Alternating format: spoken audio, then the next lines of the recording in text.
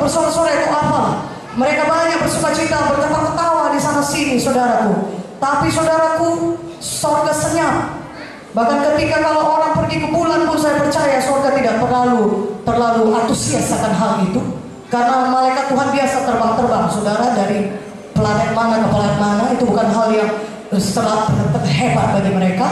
Tetapi ketika saudara tengah malam pulang KKR, saudara, mengantarkan jiwa-jiwa sampai rumah, dan kemudian besoknya seperti hari ini, saudara akan menginjili mereka lagi di rumah mereka, memfollow up mereka, mendoakan mereka di sudut-sudut rumah mereka yang gelap. Walaupun tidak ada orang melihat, tidak ada orang tepuk tangan karena saudara menggolkan sesuatu, tidak ada orang memuji-muji saudara karena saudara hebat dalam melakukan sesuatu. Tetapi tahukah saudara, ketika saudara memenangkan satu jiwa yang belum selamat di sudut jalan yang sepi sana, oh jam 8 malam tidak ada orang melihat, tapi satu sorga gegap gempita dengan sorak-sorai, dengan sukacita, dengan tarian. Yang mana saudara pilih? Yang tidak kelihatan atau yang kelihatan?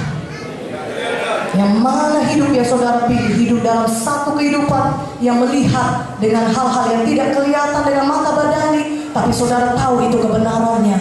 Ketika saudara pergi menginjil, saudara pergi melakukan visinya Tuhan, orang lain mungkin tidak nampak, tetapi ada satu kerajaan kekal sorga yang bersorak-sorai untuk saudara. Haleluya. Ketika satu orang diselamatkan, katakan amin.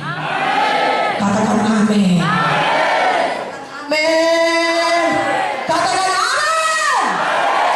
Nah, itu ketika saudara melihat diri saudara sedang menginjil, sedang memfollow up jiwa, dan dia jadi hamba Tuhan, dia bertumbuh dewasa di dalam Tuhan. Ketahuilah, walaupun mungkin tidak ada orang memuji saudara, tapi upah saudara yang kekal sudah menunggu saudara di sorga. Dan di sini pun saudara pasti akan diberkati Tuhan. Katakan haleluya. Katakan haleluya. Nah, saudara kekasih dalam nama Yesus, Musa berkata, Tuhan, ya, dia berkata ke berikutnya, Tuhan, aku tidak punya apa-apa. Bagaimana jika mereka tidak percaya kepadamu dan tidak mendengarkan perkataanku? Mulai berkata, Tuhan tidak menampakkan diri kepadamu. Tuhan berfirman kepadanya, apakah yang di tanganmu itu? Jawab Musa, tongkat Tuhan. Bagaimana kalau nanti aku pergi, aku ini punya apa Tuhan? Gembala domba, uang pun gak ada. Apalah aku punya Tuhan?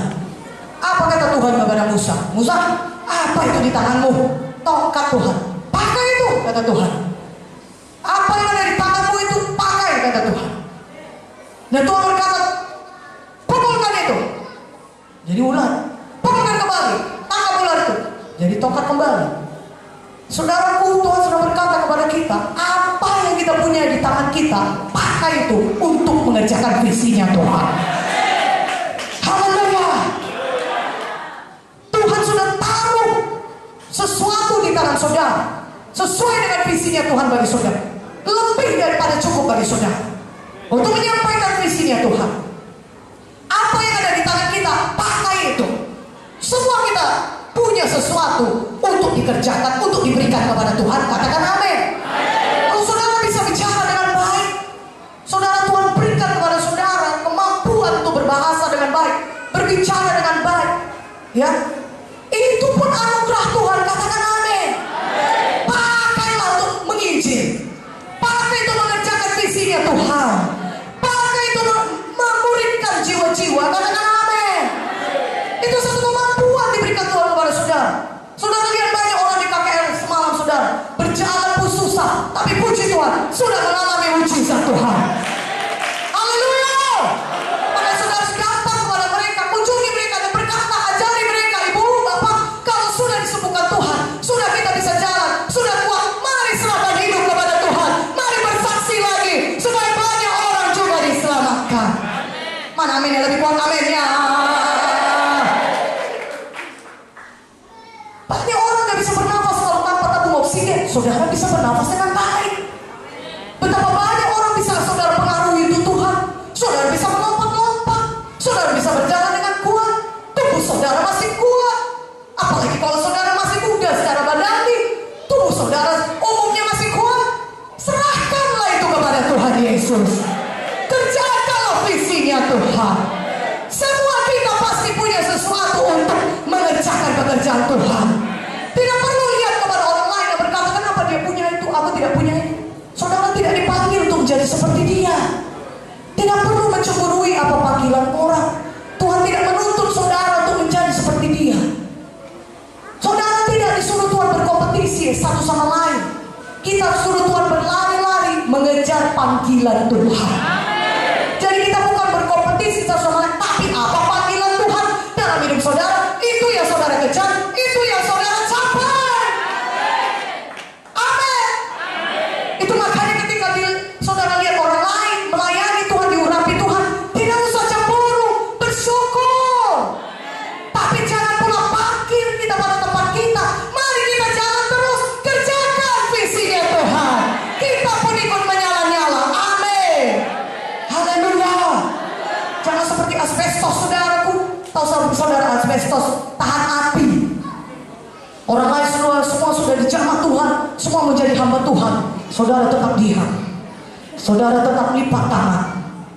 Kita lihat apa yang akan dilakukan oleh hamba Tuhan ini. Semua orang gak suka.